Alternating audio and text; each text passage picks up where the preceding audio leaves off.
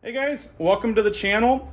I just finished up converting the rear of this E28 M5 to a full European spec with the addition of the European rear tail panel and Euro bumper conversion. Now, any E28 enthusiast probably knows that the US spec cars, or I should say North American cars, got absolutely shafted with the bumpers that were put on the car. In order to get certified for the regulations here in the United States, BMW was forced to add crash bumpers onto the car, which just ended up ruining the look of the car. So with the scope of the work that we're doing on this particular car, it was a no-brainer to convert it over to the Euro bumpers. Now initially we were just planning on a Euro bumper conversion, and I was only going to install the bumper and leave the US tail panel. And then looking at it, once I got the bumper mounted, you can see where the bumper shocks used to be. So the whole scope of work evolved, and we ended up doing a complete tail panel swap, which converts it to a European tail panel. Before we jump into the work that it took to get these bumpers installed, I wanted to talk about the bumpers themselves.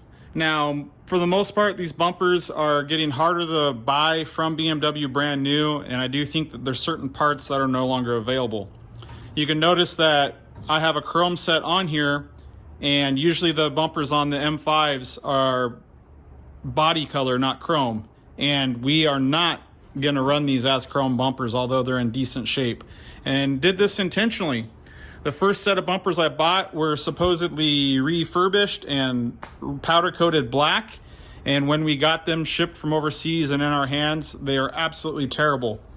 I have them down here, and you can see that there was a substantial amount of rust in there, and actually you can see where they had welded it and reworked them, and they just really, that's not all too big of a deal, but is what the main problem was, is they were all very tweaked and bent, and getting them to fit the car like they should was going to be so much more work. It wasn't even worth messing with those bumpers.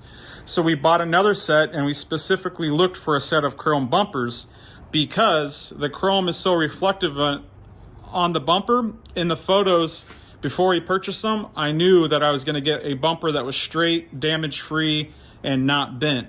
So before these bumpers get painted flat black to match the car, we're going to have all the chrome stripped off, but that was the price we were willing to pay to get a better bumper. As time goes on, these bumpers are going to get harder and harder to find, and you'll have to go through different extremes to get yourself a good bumper. So it doesn't take a whole lot of work to physically get the US spec bumpers off and the European spec bumpers on the car. The bare minimum is not too bad. Naturally, you'll need to remove all the plastic cladding from the US spec bumper, the bumper and bumper shocks itself, and then install the European bumper. Now it's held on with some existing holes up here in the front that held on the cladding, and it also has some holes drilled in. There's a bracket that bolts to this carriage bolt here, and there's brackets on either side that hold the bumper to the car, and that's all that's holding it on. So if you have the US spec car, you can take everything off, drill those holes, and install a bumper and call it good. And I've seen a lot of cars done that way.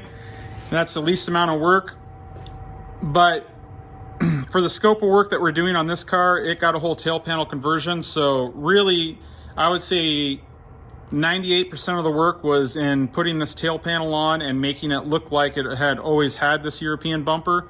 And at that point, this tail panel actually had the existing holes already in it for the bumper mount, so installing the bumper was just bolting it on at that point. I'm going to go ahead and get this bumper taken off the car so I can show you the differences of this tail panel versus the US spec tail panel, and then we're going to go ahead and dive deeper into the work that it took replacing that tail panel and getting it to where we see it now. Now with the bumper off the car, we can see the mounting brackets that it was held on with in the center, and you can see it just has these two studs that hold it to the body, and it has one little carriage bolt in the backside that I pointed to earlier holding the bumper to this bracket.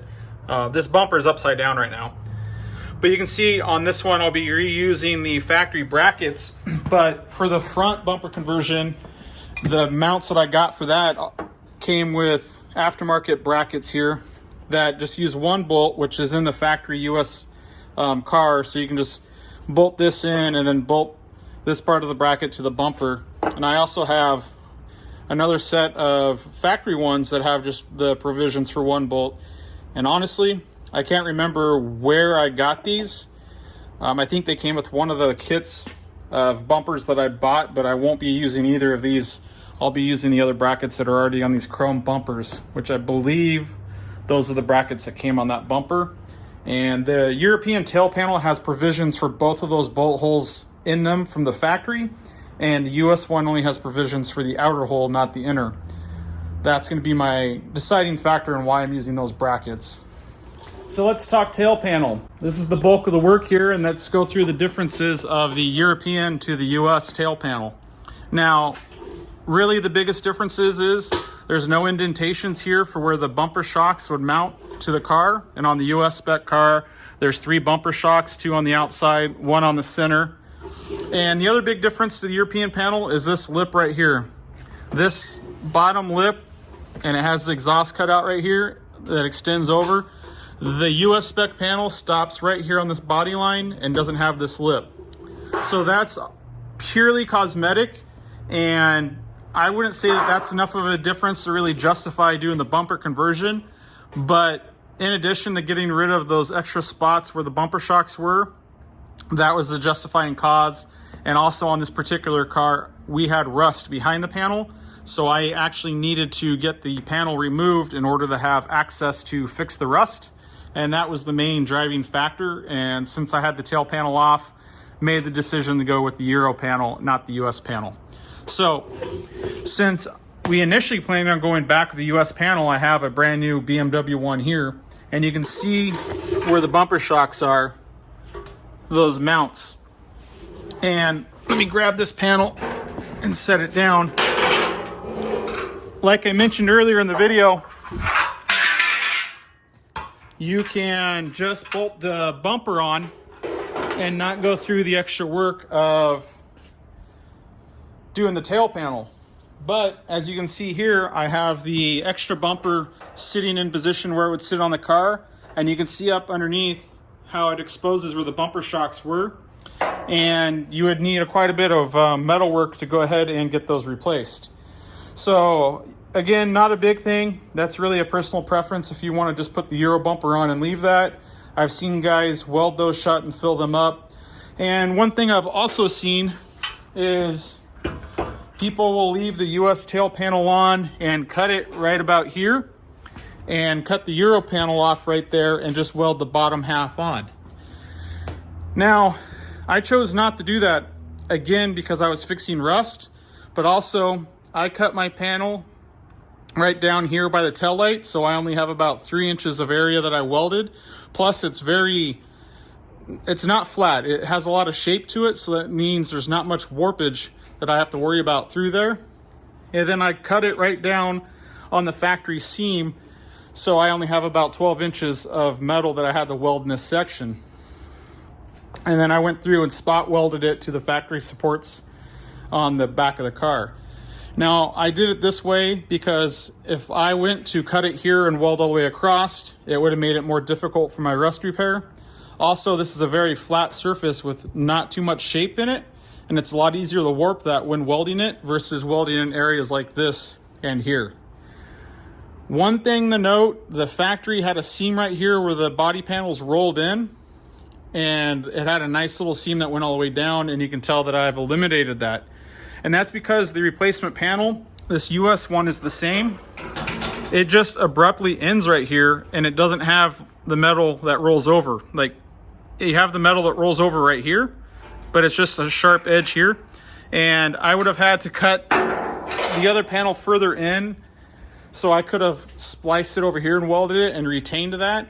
But we're not going for 100% factory OEM work, and I was completely okay with just cutting it and eliminating it and it being smoother. It's a cleaner look. It was a little bit easier on the install. That's the choice we made.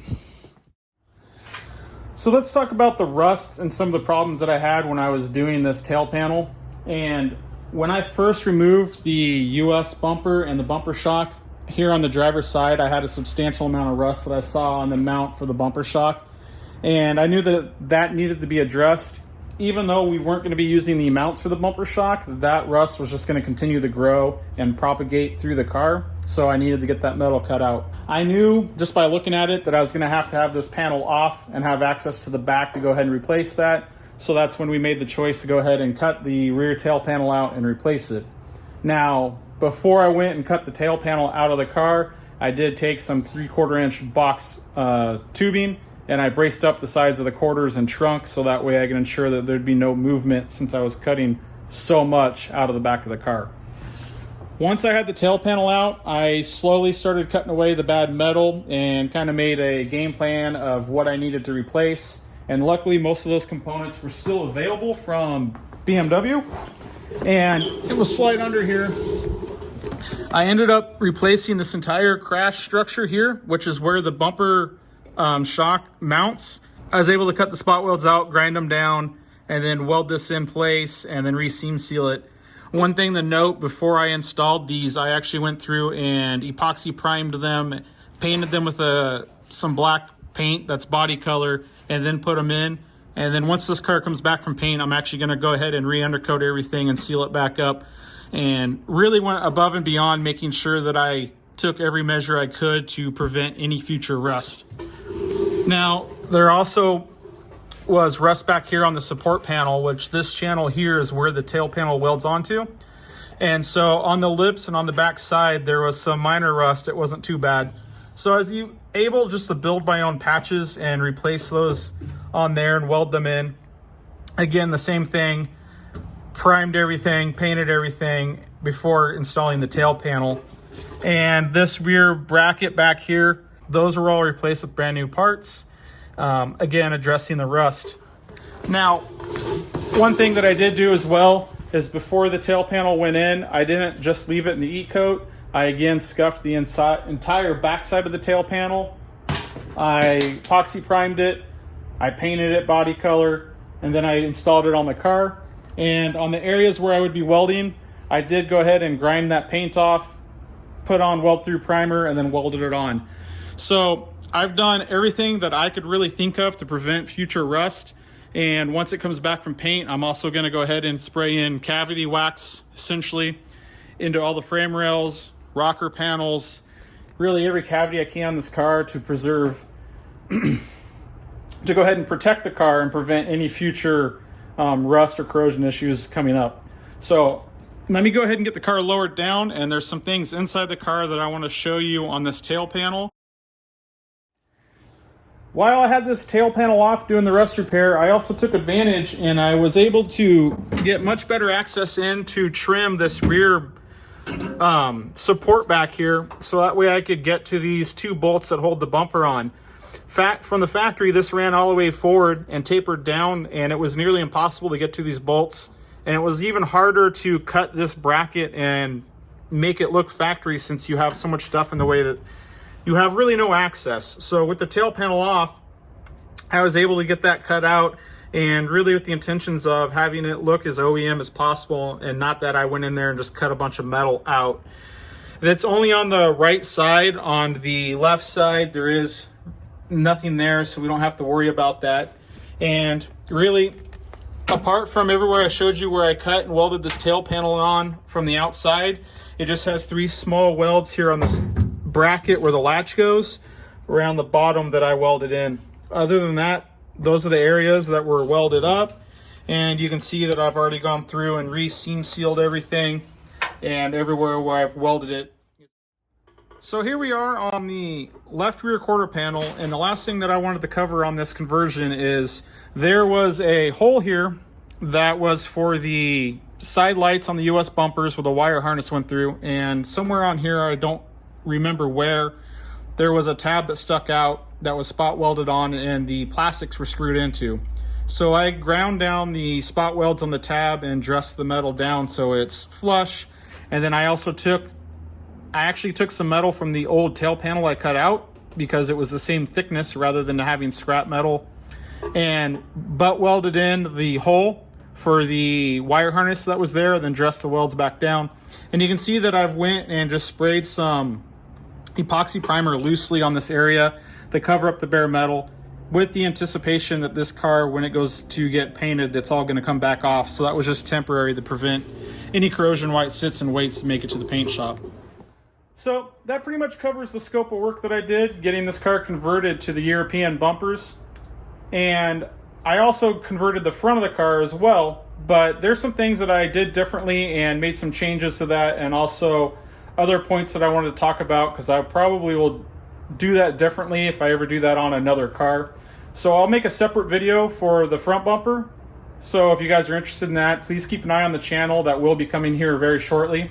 And if you have any questions on what I did do during this conversion, please go ahead and drop those down below. Put them in the comments, and I'll be sure to respond and answer them the best that I can. In the meantime, guys, I appreciate you for watching, and see you next time.